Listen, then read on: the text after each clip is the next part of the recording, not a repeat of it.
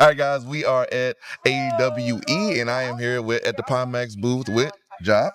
And so we're going to ask a few questions that you guys have been wanting to know about Pimax, future planned updates and stuff like that.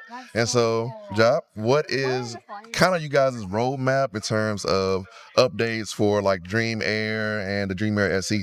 Yeah, the Dream Air has been shipping for some time now. The Lighthouse, I think since January, February, and then the Slam has also been arriving at a lot of users. Right, So we do find we're now getting a lot of feedback, which is quite positive. right. But then you just tried the Slam version, so Yeah, yeah, I think Slam has improved also a lot yes, already. yes. But then still, some people will have either some area like if people run into an issue, they can send a log and we can still improve the tracking or other things. Right. I think for the Dream Air, it's been quite positive. Yeah, for sure. Yeah. The SE has a few more smaller bugs like the IPD, and there's a brightness issue Yeah. that's gonna be in Pimax Play update next week. Nice, Maybe when this nice. video is already out. Plan update.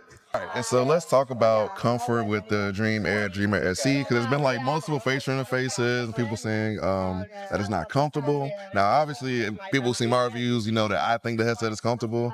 That's just me. And so, can we go over the newer facial interface for people who are buying one? Yeah, and maybe we can go back a little bit because in January at CES we had this one. This puts people very close to the lenses, Right. so the visual comfort is really good. Also, the FOV is quite good. Right. But as for wearing it, this was very uncomfortable. So then we had this one. The headsets are now shipping with this face mask. It's more comfortable, Right, for sure. but it puts people a little bit further away from the lenses. So then the Right. next one is this one. So there's a bigger cushion that covers more of the forehead Right. and also brings people closer to the lenses, so the FOV will be slightly better. Yep. This is And especially important for the SE because that is a bit more sensitive to find this sweet spot. I think the right. sweet spot on the Dream Air is really large. Yeah. Okay, and that's great. I think that comfort has always been like a big thing for like Pimax headsets, and even like with the bigger ones like the Super and stuff like that. Comfort was always one of the biggest questions. And now that Pimax is kind of moving on to the lighter headsets, what really prompted that kind of switch over from the more kind of bulkier kind of flight sim s headsets to like the smaller ones?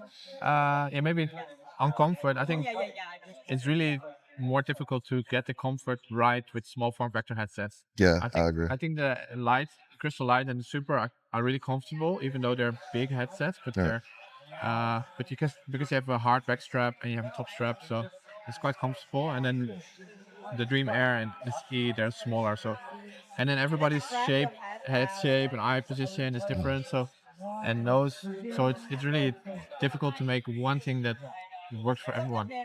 And then why now we're going into small form factor headsets? I think micro-OLED technology is much better and more available now, Right. and also pancake optics. Yes, yes. Pimax has always been about highest resolution and field of view, like visual fidelity, Yeah, for sure. and we always felt that we could achieve that with the spheric lenses, but not yet with pancake lenses. But we do think now is the time that we can really achieve that, and I think we've proven that with SE and Dream Air. Yes. Yeah, because that was one of the things, kind of switching over from like using the 57 ppd with the Crystal Super and going to like the pancake. 'Cause even when the Dream Air was announced and they were like, yeah, Pimax is doing pancake lenses and stuff like that, I was like, what?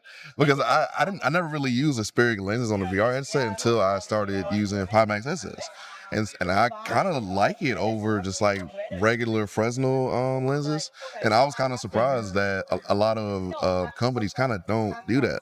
And so for like the pancake lenses, the FOV and the sweet spot is actually pretty big on the Dream Air. Now I've used the SE, but on the Dream Air, I didn't really have a problem with it. Now using other headsets like the Bigscreen Beyond and stuff like that, um, just like that sweet spot is just very small.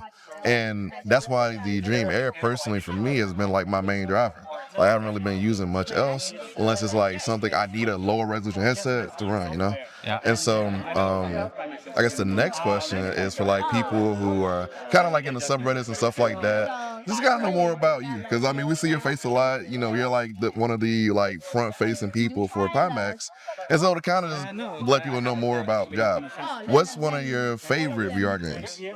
I have a more sim racing background, so I really love iRacing, sim racing, but iRacing in particular. So if I have a long day at work or the weekend, Yeah. I just want to get into the sim and drive a F1 car. Yeah. Because you have to focus so hard. Oh yeah. Yeah. You don't have time to think about other things. And then in VR, it's really as if you're in the car. So yeah, I love that. I Yeah. just forget about everything else and Yeah. drive an F1 car. Yeah, I will say that like sim racing after a hard day is like probably like top 20 human experiences Yeah. because it's just nice. And it's funny because like you know we drive every day, and even like even like for me, I didn't really get into like flight sim and racing sim until I tried Pimax stuff.